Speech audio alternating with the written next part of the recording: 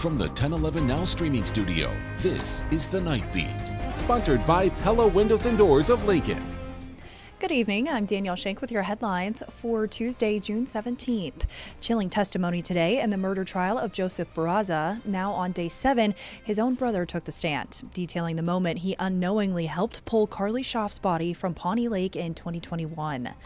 Daniel Barraza, charged as an accessory, testified that Joseph and Rachel Pogler took him to the lake without explanation. There, he says Joseph handed him a rope, only for him to realize what he was dragging from the water was Schaaf's body. Daniel says Joseph and Pogler then covered the remains before leaving.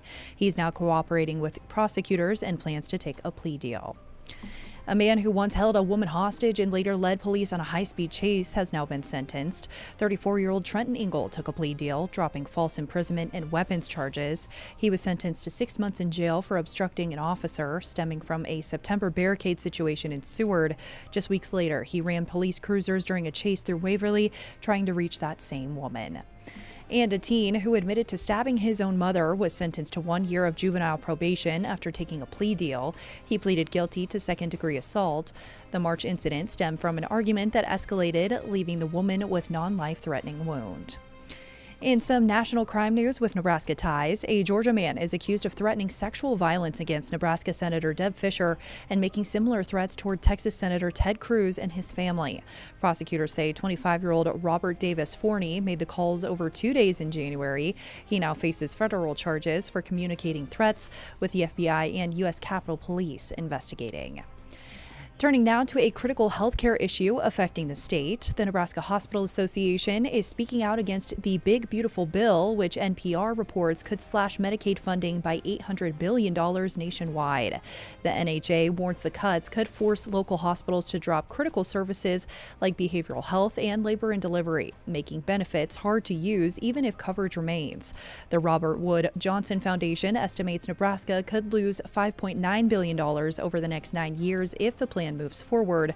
The Senate could vote on the bill before July 4th. Switching gears now to sports, a Lincoln Southeast freshman is already making waves on the track. Thaddeus Harvey, a state champ in the 4x4, is now headed to Philadelphia to compete in the New Balance Nationals, racing in the 200 and 400 meters. Harvey, who started track in 7th grade, is now ranked in the top 10 nationally for his age and hopes to earn All-American status. He says the toughest part isn't the competition, it's the mental game. There's going to be a lot of people that are crazy, like kids that are a couple years above me that have been to the Olympics and stuff. So I'm excited to see them run. It helps me overcome fear on bigger stages. It's Harvey's first trip to Philly, where he'll be joined by teammate Niles Metcalf. The Cornhusker State Games are stepping into the national spotlight this summer as ESPN's SportsCenter features them during its 50 States in 50 Days tour. Coverage of the 41st annual games will take place in Lincoln July 11th through the 13th, airing during the 6 a.m. SportsCenter on July 15th. The games officially begin July 10th and bring together thousands of amateur athletes from across Nebraska. Ending with weather-related news, last night's storm spawned multiple tornadoes in southern Lincoln County. Video from near Wellfleet shows a tornado attempting to touch down, later confirmed by the National Weather Service as an EF2 with peak winds of 134 miles per hour. It traveled 3 miles in 45 minutes. A farmer who captured the twister told 1011 he wasn't worried. Oh no, it didn't worry me. It didn't have a gun and it wasn't shooting at me. So I guess after 2 tours in Iraq, there was no worries to it. It was super calm. Deputies near Dickens also caught an EF1 tornado that began as a land spout before turning into a supercell with 105 mile per hour winds.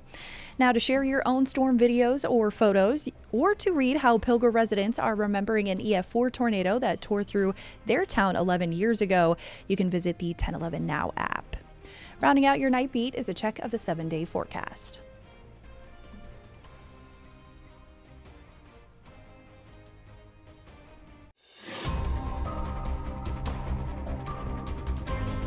You've been listening to The Night Beat, sponsored by Pella Windows and Doors of Lincoln. Watch, listen, and stream on the 1011 app on YouTube or wherever you get your podcasts.